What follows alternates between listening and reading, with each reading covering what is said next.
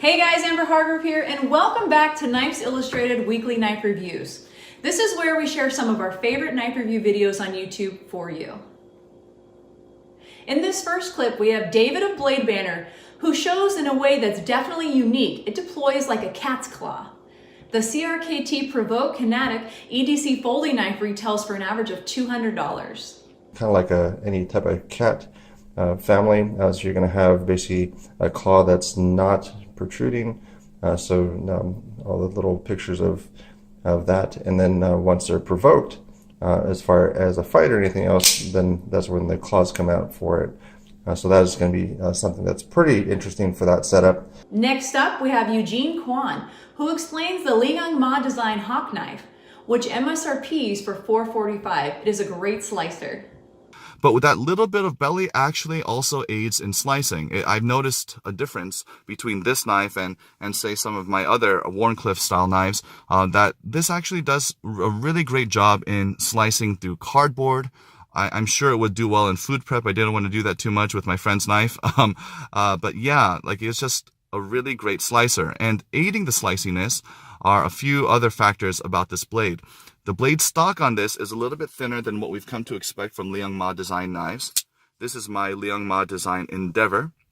And you can see that the blade stock is a little bit thicker. I mean, if you put the flipper tabs next to each other, that's usually how I tell what the relative blade stock of a knife is. You can see that, yeah, there is just a minute difference, but that difference does make a difference. And that combined with the very high and very deep hollow grind makes this super thin behind the edge. It's just slicing perfection, guys. And see what Slicey Dicey, who says about the ergonomics of the Spyderco Kapara, which sells for $188. But I do still kind of wish there was just a hint of jimping up here, just something light. You know, like the jimping is on the Sage 5, which probably would be because it's Tai Chung. But, you know, it's not aggressive jimping at all in the Sage 5. If it just had that little bit, you know, just from like here to here, that would be a little bit better. But other than that, I have zero complaints ergonomically. It fits my hand very well no matter what grip I use it in.